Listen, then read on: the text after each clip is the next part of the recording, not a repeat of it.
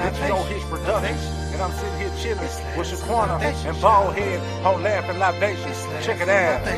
Slaps in our face, slaps in our hands, slaps in our face, slaps in our face, slaps all the show, slaps in our face, slaps on the way, slaps in our face, slaps in our face, slaps in our hands, slaps in our face, slaps in our face, slaps all the show, slaps in our face, slaps on the way, slaps in our face, ha ha ha, it slaps in our face, I know you on this channel just to have a ball, have you rolling like you in a wheelchair.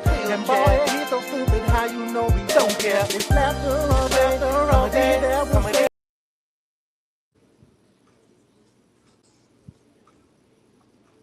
What's up, y'all? What's up? Welcome to another episode of Laughs and Libations. I'm your girl, comedian Shaquena. Look, comedian Baldhead Phillips has a show tonight. But like I always tell y'all, keep praying for him because he's not 100% yet. I hope everybody's weekend has went great. Mine was wonderful. I have been trying to heal myself. I have been, working on my, coughing because I got a show coming up next Saturday, y'all. So pray for your girl that she don't cough up a lung. But I want y'all to put y'all hands together for a good friend of mine. This man has kept me from quitting comedy at least a good 35 times. He's a podcaster. He's a comedian. He's a host.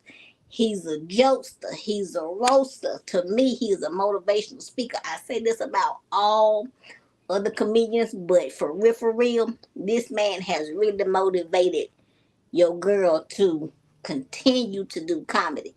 He has continued to help others. Put your hands together for my friend, my brother, Colee the Comic. What's up, Colee? Can you hear me? Can you hear me? Hey. Hey. How you doing, Miss Shaquena? How you doing, sweetheart? What's up, everybody? I'm doing good. It's beautiful Sunday. Yes, it is, as always. That's good. Enjoyed my weekend. Shoot, man. What did you do this weekend? I want to thank you again for one of my favorite things I did this weekend was have you as a guest on my podcast, and thank you for coming through and showing us love. That's no problem. Have fun. I can't wait to see that it's my pleasure, man. So it's my pleasure to come through and show love on yours. But that's good. That's good. Now my first it was a beautiful weekend for me. I relax. That's good, man. I had to relax, man, because I got a show coming up Saturday. So I had to get these jokes together. You got to buckle down when you got a show going on. That's all. That's it. That's all. So tell the people about yourself. How did you get into comedy, and what made you get into comedy? Oh man, I love telling my birth into comedy story. Well, I'm originally hometown from Washington D.C., nation's capital. I've been doing stand-up comedy since 2008, so 18 years now doing stand-up comedy, performing. Started locally. Just got the bug. I've been traveling and, just over the years. But I started comedy. I was originally in go-go bands. If anybody know what go-go bands, if you hip to DC, you've ever been to DC, you ever heard our music, we play go-go music. So I was performing with bands since high school, just in and out of nightclubs, and always had a feel for the audience. And I was performed in high school. I was in the Performing Arts Academy in high school. So we did a lot of different performing, but especially through music and everything. So I was always geared to the stage and in love with the stage. So in 2008, a couple of my friends of mine, we went out to a club one night, just going to see the girls. We thought we was going to see a go-go band, and they happened to have a comedy show in the basement, and we got in the club. The bartender's like, the band not playing yet, but they got a comedy show downstairs. I think it's free tonight. So I'll go ahead and check it out. So we walk down the steps and get in the basement, and the comedian that was on stage. Shout out to comedian Howard G. If you're not hip to Howard G, he's the guy from the Kiss My Bumper commercials. You remember the Kiss My Bumper commercials? Yes. Kiss My Bumper. Yeah, so he's a stand-up comedian. So Howard G, that's one of my OGs in the DMV comedy. Shout out to him. Me and my two buddies walked in the club, and I was in the middle, and he started joning on us.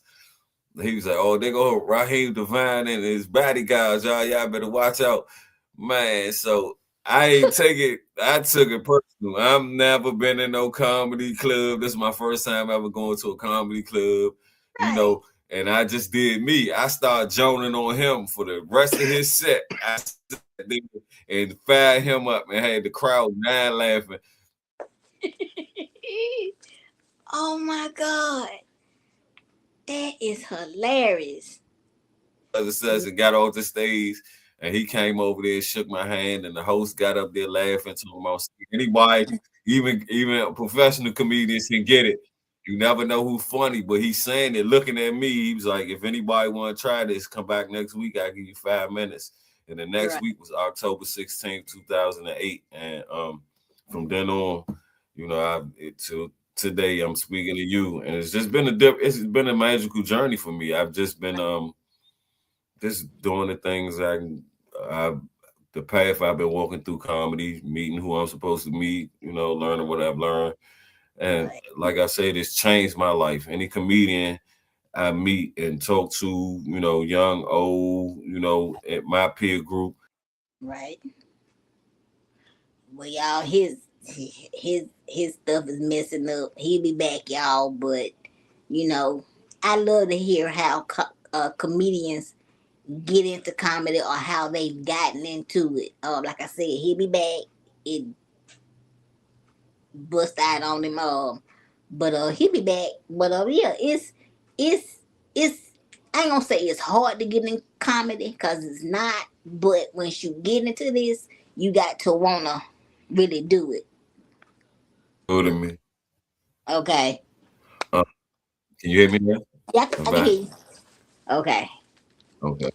But this has been my journey of comedy. Ups and downs came with one of my most beautiful and just coming of age moments in comedy happened when I took my first trip to Atlanta to do some comedy.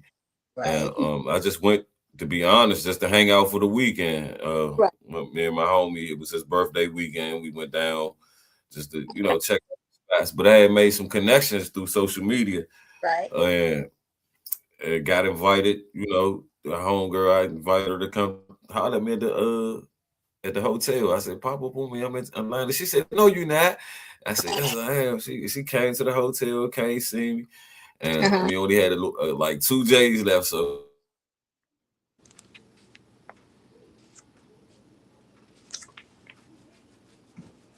take me to go get some weed. So we stop at a light, and I happen to look over, and I see the punchline sign in the middle of the store, in the middle of the, on the street, they had that little billboard. So I don't know which street it was. I know I just looked over and seen punchline, and then some said, "Man, call the number," and I called it, and I talked to the lady, and she was like, "Well."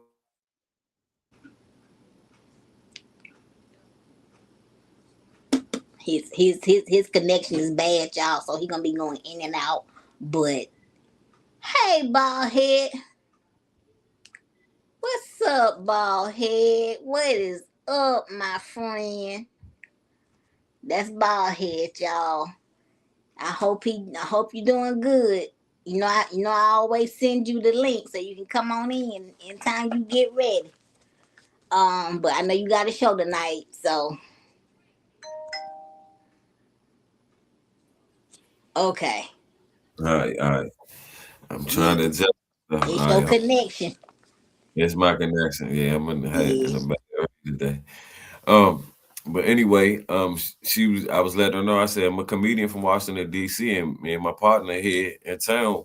We wanted to know if you had some room on the show tonight. She was like, "Nah, I can't get both of y'all, but I can get one of y'all." And I said, "That's cool." And we went on through, and I got to talking to her in the office and had her dying laughing. She said, "Well, I'm gonna give both of y'all some time," and gave us both, some time to get on. And within that turn, we end up networking with some other comedians in the green room, and they gave us a couple of other rooms for that night and for the next day. So everything like just fell into place with comedy.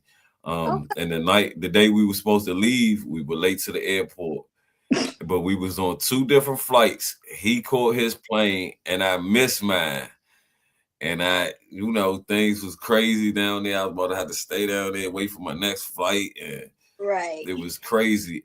I end up making a connection down there. And Right. one of the people I connected with called me up. They was like, "Man, I just want to tell you, make it home safe. I know you probably on your plane and everything." I was like, "Nah, I'm stuck in the airport." Within 30 minutes, he pulled up in a Range Rover in front of the airport, smoking a blunt, talking, "Man, come on, let's go to my house and chill." Not knowing who I made a connection with, and this is my brother till this day. His sister was end up was in a well-known singing group back in the day. She came on, and they were from originally from the DMV. And I had met him that weekend. His partner was a comedian, and he just was a rapper that came to the comedy show, that one of the shows we did. And I just met him rapping and talking, and how you network with people. And man, he took me to his house. We chilling in a nice cut. And he lived in the little gated community where T.I. was living. And he ended up telling me the story where T.I. was four doors down from him. And he was telling me the day they came to raid T.I. house, he was taking the trash out, and the feds pointed the guns at him, told him go back in the house. He said, "Take your ass back in the house." And he seen him running down the street to T.I. house, taking him out the house. And so it was a nice little community in Atlanta. I ain't gonna put their business out there and everything who they are, but man, just comedy gave me that connection. So we sitting in this house all day smoking, and my next plane ain't to the later on that morning. So it's about 7 in the evening. The comedian buddy called his phone and was like, "Man, you trying to go to Uptown? You forgot you were supposed to ride with me to Uptown." And I'm hearing him in the background, and my wheels started rolling in the back of my head. I was like, "Man, I need to convince him to still go with him, because he about to tell him he too had to go anyway." I was like, "Man, come on, let's go. You can't do your man like that." Right. I said, "You got to go to Uptown, man. You told him, you got to ride with your man." He was like, "All right, bet, come get us." So he came to get us. And, I took my bag with my computer and everything, with my laptop with me and my little camera and everything. We went on to Uptown. We get to the front door to Uptown. The host said we about to start the show in 5 minutes. All the comedians outside smoking. If you ain't signed the list, go sign it. The comedian that we came with that was driving chose to take a cigarette break.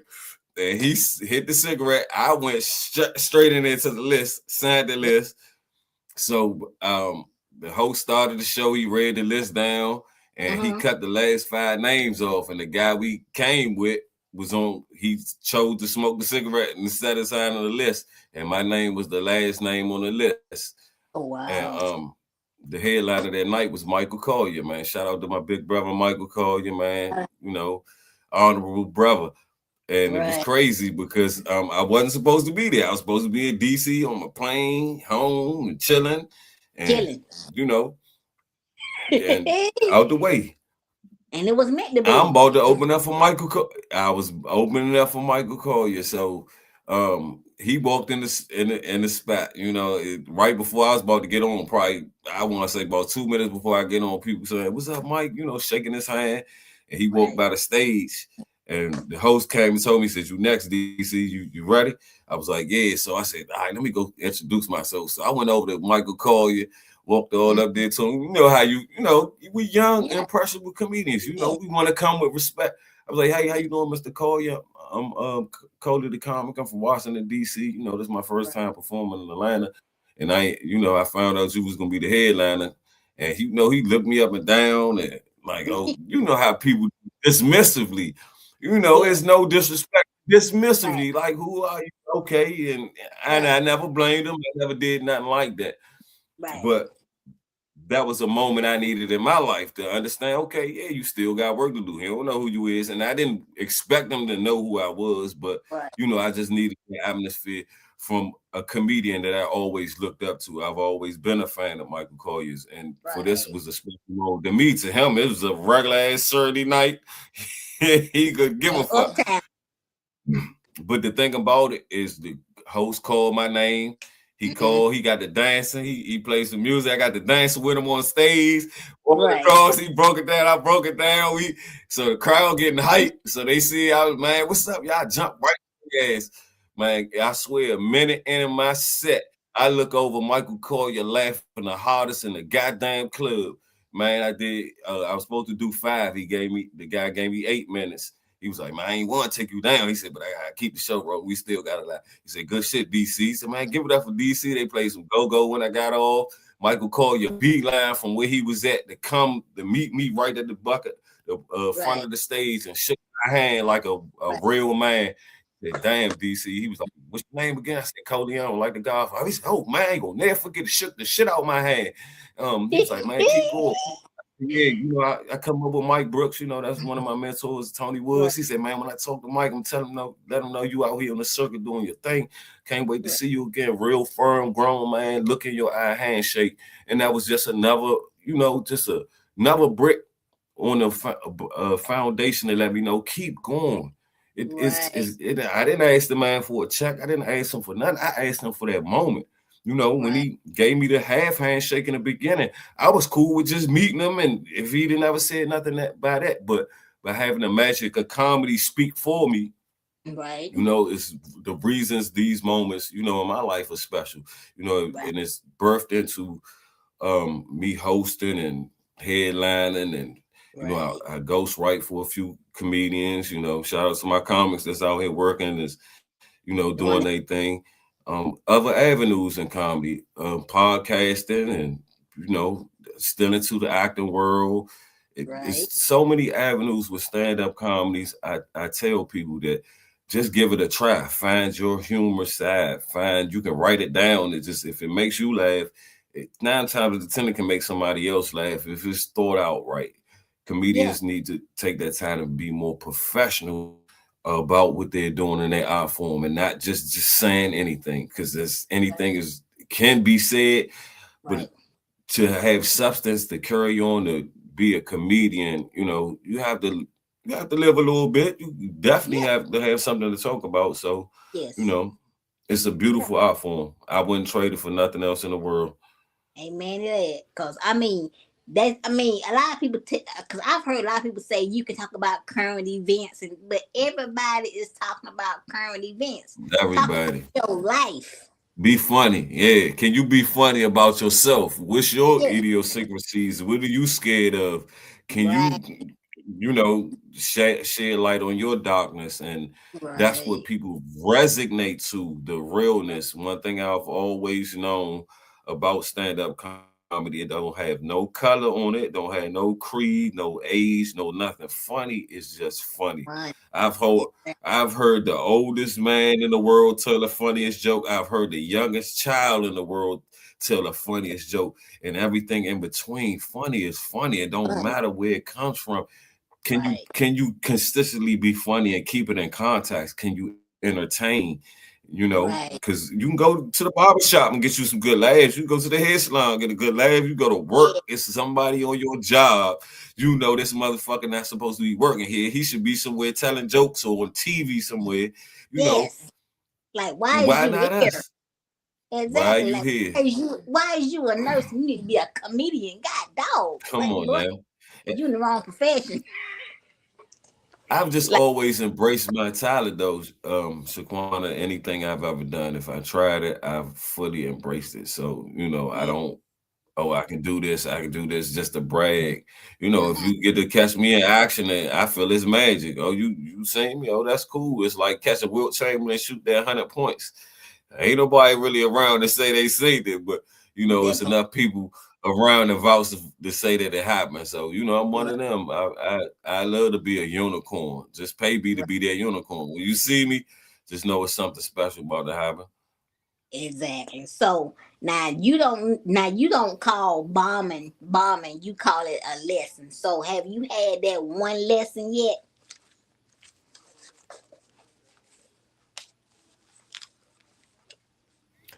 Yeah, I've had a few of those lessons. Of course, you can't get in this game and not have those lessons. But to me, um, I judge them internally. I Mm-hmm. always do 70-30. 70%, it was something I didn't do. Mm-hmm. And in it, the atmosphere or something like that.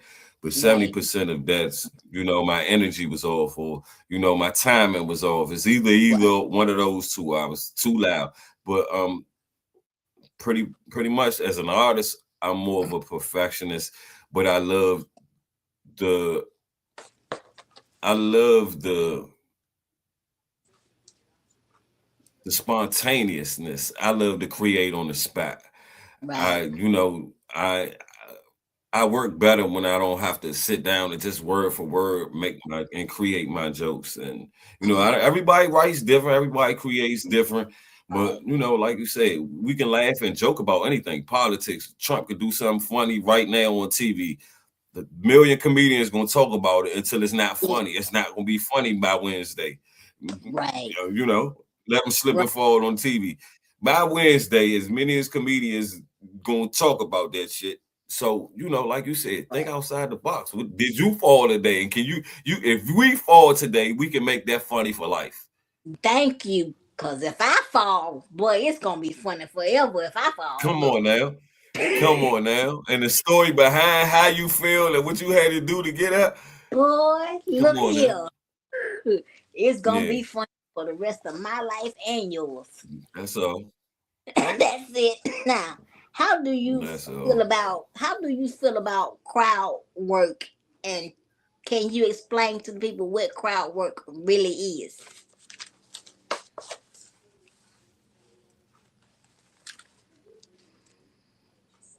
Okay. I love you. I love this question. Crowd work is most important for a comedian. Mm-hmm. Any young comedians, especially any comedians that have done comedy at least 5 years, it's important that y'all have a chance to host. Right. That's the only shortcut avenue I can explain to give you the quickest understanding of crowd work. Mm-hmm. Crowd work is you being naturally funny before you talk about the jokes you written, or um already had stock, or you trying to perform under the time limit. Crowd Right. work is you warming the crowd up. We call it joning. You might sit up there and might joan on people, but Right. that's a part of crowd work. But you don't have to make that the center. You don't have to pick people and just talk about. You can talk about the club. You can talk about your day.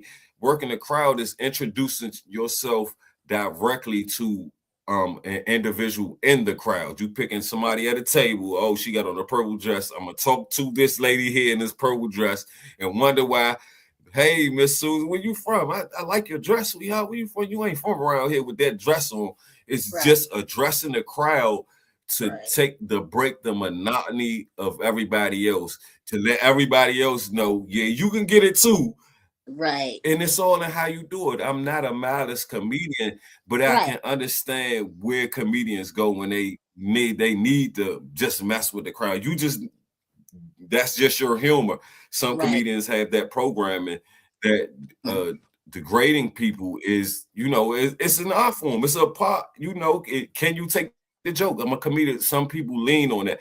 But can you Right. be directly funny with a Mm-hmm. person without being, negative or bringing them down? Can you just talk Right. about, oh, dang, you got a nice shiny ring. Where your husband at, girl? I know we in the bathroom somewhere. It's little small things Yes. you can use, to give the crowd engagement. And this is important for a comedian. I feel all comedians should be um, very, very well versed on crowd work, crowd participation, Right.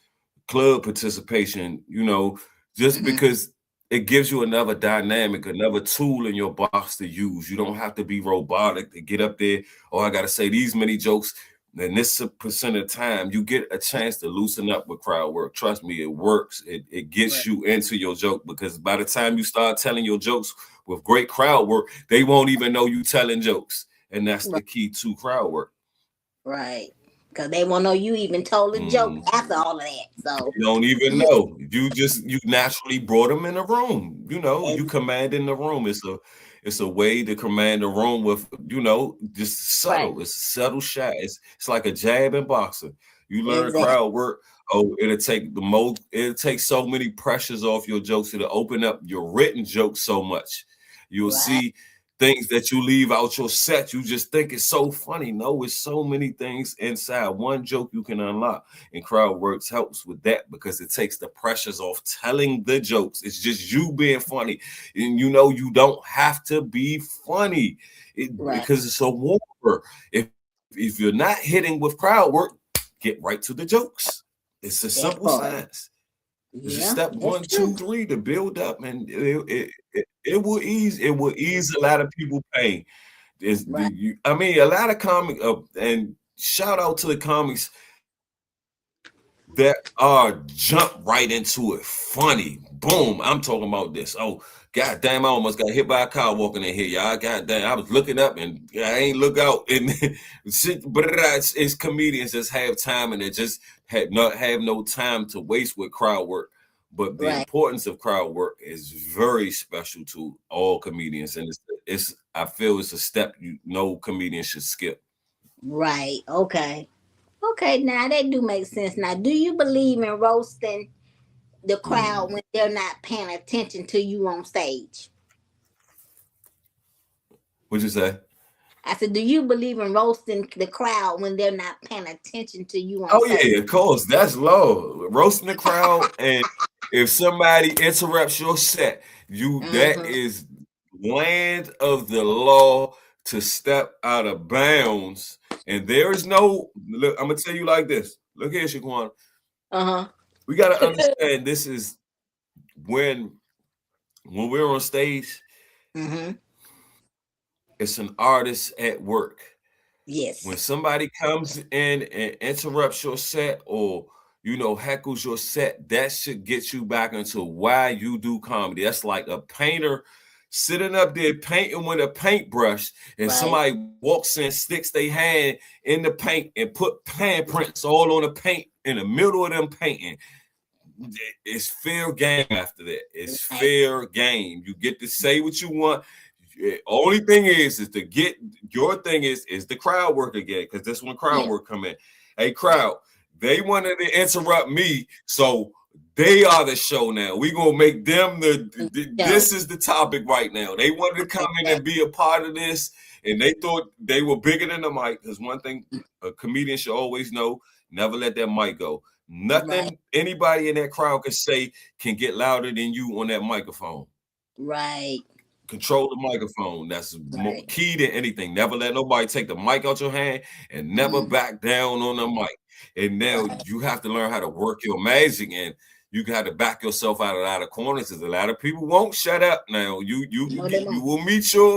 you will meet your matches out here. But Yes. being a comedian, learn professionalism. You learn and set boundaries, set limits. Let people know when they come to your show, you're going to enjoy me. But you can be a part of the show too. You can get it too. Right. Anybody can get it. And Right. comedians need to take more time and study that, study themselves, know their weaknesses. When they know, oh damn, I'm about to lose the crowd with this joke. Every time I hit this joke, somebody start heckling me. All right, I got a joke for them when they heckle me now. You don't really have to attack. You can attack your jokes. Anything is useful in what you're doing. Use everything to your best ability. That it's Right. tactics. It's a mental game when you're on stage. It's a chess move. You're in full control when you're on stage as a comedian, and your confidence cannot wane or wither at no time. Right. One thing can go wrong. Your timing can go off. The mic can go out. The lights can go out. Even the Right. crowd can boo. Your Yes. composure is everything. And Right. you never know what situations you're gonna be in.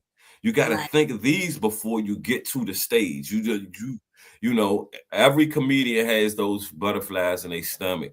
You know, and Right. I told comedians, I have so many years trained just being on stage performing, Mm-hmm. and outside of comedy, before I've got to comedy, it was a confidence of the stage. So I never met stage fright as a comedian. I never had, that feeling. All my comedy peers that, we had personal talks that's cool with me. I always ask me, how do you never look scared of it? I said, that fear y'all feel, I've always learn to turn it into anxiety. So it's more me waiting to get up there. I'm more waiting to get it done and get it over with and have a Right. good time versus I'm scared to do it. I've never been scared to hit the stage. I don't care who they out there, 1,000, 1,000,000. I'm ready to, if you call my name, I'm ready to get up and go and just do my thing. And Right. that's my drive. That's my engine that pushes me. That show must go on. If you want to build, man, have some fun, make some money, entertain these people, and keep on going. And Right. so hecklers, it's a part of our game. We people can't imagine what NFL players and NBA players go through if you Mm-hmm. haven't been to a real game in one of those racist cities or just real harsh cities. Like you go to Pittsburgh, Boston, Philadelphia, you have Right. black players having fans having to call them, The N word. niggas when they miss a shot. Yes. From when you miss a basketball shot, the game is not that serious where you have to degrade the man Right. and bring him down because he missed a basketball shot because Right. it's not that important. So what I say with comedy, we have that importance that we will always control the tables as long as we got the mic. Yes. Comedy, the comedian controls the table. So Yes. until we get that light, and comedians Right. just have to hone your Right. confidence. You cannot go far in this game without confidence. And one thing, you can't worry about the next comedian. No, Yeah, you so can't. what if he's funnier than you? If your joke, his jokes is funnier than you. Hey, a lot of the other comedians think that are funnier than them, still they jokes from another comedian that's funnier than them that nobody knows. So a lot of the game is cheating. Yeah, that's true. So the world is embracing and waiting for more original comedy, more original talent, more, real stories. Like you come on your podcast, Shaquena, and tell them your everyday struggle. People want to hear that. Right. I ain't gonna be surprised when I'm sitting up there one day watching the Shaquena show on Zeus Network. Right. I said, look at my girl. She done went ghetto as a motherfucker. She got Rams on the motherfucking wheelchair cutting up on Zeus. Got her with the heart to top. She done got the BBL in the chair. I'm mad at Shaquana. Got the dreads, sexy, got purple dreads and pink on one side. They done switched you up. But whatever Oh my come to God. you, do what you do. You Right. want to go crazy like that, you going to still always be my girl. Right. Everybody have their own destiny. Right. But embrace comedy fully, Shaquana. And that's what I Right. love about you. I tell all my comedians, any comedian that's done set, green room outside smoking one with me and talking, I'm gonna give you some encouragement. I Yeah. get enough of comedians walking up to me, hey Cole, man, how did I do? Hey, guess what? Don't worry about what I think you did. Right. However you feel really in your heart when you got off that stage, that's how you did. Don't worry Right. about nobody else's opinion. Yeah, you did all Right. right, man. You did your shit. You good or bad. I'm gonna let a motherfucker know you got up there. I'm Right. not gonna judge you. I can't judge you. I'm not the god of comedy. Right. Whatever you feel, whatever Right. you take home, what joke you left off, what you hesitated, or you could have did this and did that or whatever. Nah, because real comedians don't have to ask, to be honest. Right. I love when comedians do, but Mm. I prefer them not. You learn on your own way. Right. You don't need no validation from nobody else. You do the shit, record it, go home and listen to it and judge yourself. Right. And don't judge yourself too hard, but judge yourself. Cause once you Nah, start oh judging no. yourself real hard, then you ain't gonna want to do it no more. give yourself grace when it comes to this game called comedy. Because if you don't give yourself grace, you're not gonna make it. You got to give yourself grace in comedy. Beating yourself up in comedy comes with it, and it should come early, and that's just in any art form, Right, anything you learn new that's new to you. right, Beating yourself up, them lonely nights, what I could, woulda, coulda, shoulda nights comes with everything you do. The right, quicker you get that out of your mentality and leave it that you're only funny as the last time you perform, you'll be right. good. If you wake up the next day, it's just like the argument in a relationship. If you don't bring it to the next day, it's not relevant because you get a chance to reset and restart. Our holdbacks are that we hold on to the hard times and the bad times, and versus get putting that energy into, oh damn, I because they got better. They Right, understood their flaws, and embrace your flaws as an artist. right, Artists are the only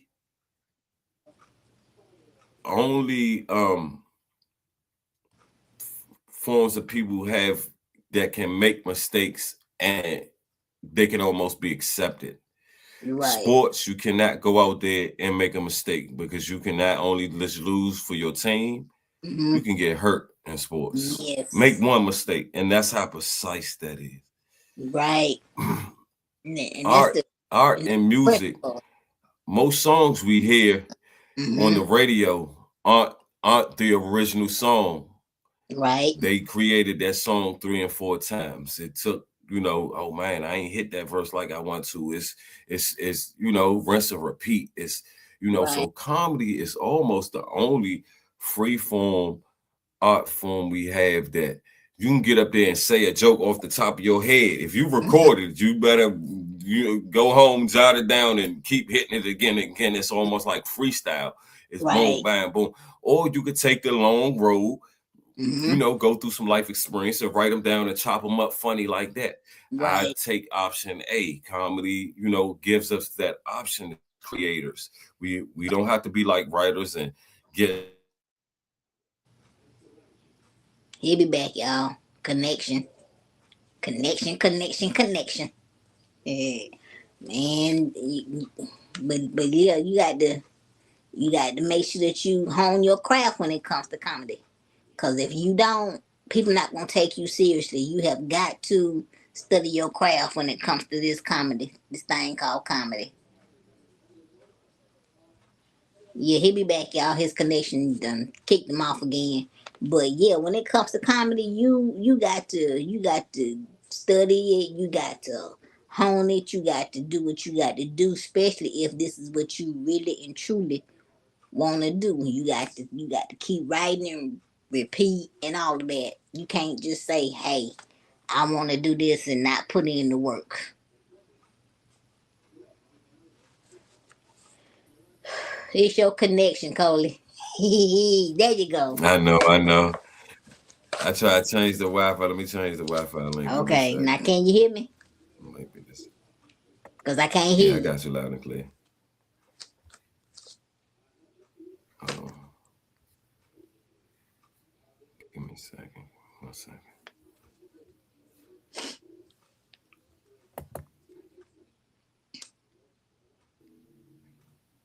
I'm back. Can you hear me? I still can't hear you. You got me?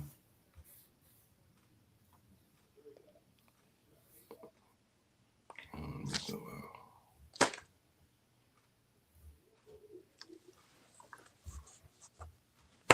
I know. You got to find another cut. You got to get onto your Wi-Fi or something. Yeah, man. Look, this is what happens on Laughs and Libations sometimes, y'all. We get guests that come on, their connection don't want to connect, So we got to work with the valleys and the peaks. So he'll be back. But yeah, y'all, like he was saying, you got to, do what you got to do when it comes to comedy. You got to write, you got to study, you got to get that confidence up on that stage. Cause I got to work on my confidence again. Cause my confidence done hit the toilet when it comes to comedy, So I got to get back to where I once was, So I got to work on my stage presence on that stage again because it ain't where it used to be, and I know I got a lot of work I need to do. So I'm gonna do the work, because if you don't do the work, it's gonna show up there on that stage. It's gonna tell on you if you're not doing what you're supposed to be doing up there on that stage. There we go. 2, 1, 2. Okay. You got me? Say something. 1, 2. Can you hear me? I still can't hear you. Let me see. That's crazy.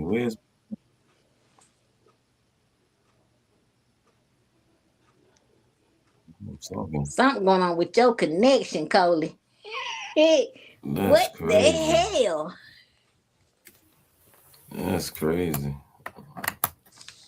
What you done did? I ain't even touched nothing. My hands was in the air. I was talking. I ain't say a word. You don't know what you done did. Can you hear me? Can you hear me now? Oh my God, Coley. Oh. You can hear me? This is hilarious. Oh my God. Can you hear me now? Oh, this is funny. I don't know what to tell you because I can't hear nothing you saying. Can you hear me though? Oh my God, I can't hear you at all. Shit. That's crazy. We might have to bring you back. Let me try this. Because I can't hear you at all. That's cool. Okay. We're going to have to bring you back. Okay. I don't know what happened to the sound. Oh my goodness. At least we had 40 minutes worth of material for you. Oh my goodness gracious. Oh my Jesus. Oh Lord, y'all, look, I'm sorry, but we had technical difficulties tonight. I'm gonna try my best to reschedule Coley. Yeah, I'm gonna reschedule Coley so he can come back at the end of the season. But like I said, I will reschedule Coley because I want him to have the best interview in the world. I will be posting this part of Laughs and Libations. Like I said, I'm gonna rebook him for season 8 because I want him to come back on here and I want him to give y'all the game. I want him to give y'all him and get to know him and all of this, that, and the other. So I am going to rebook Coley for Laughs and Libations Podcast season 8. So y'all stay tuned. And I appreciate Coley for coming. I appreciate him for taking time out of his busy schedule. And this is something that happens on here. So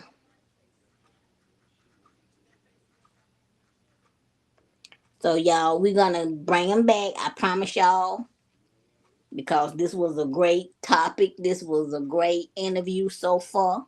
But I will bring this man back. I promise y'all. Because I really and truly want y'all to get to know Coley. So I want y'all to have a great night. I'll see y'all in April after Easter. So y'all have a wonderful, wonderful night.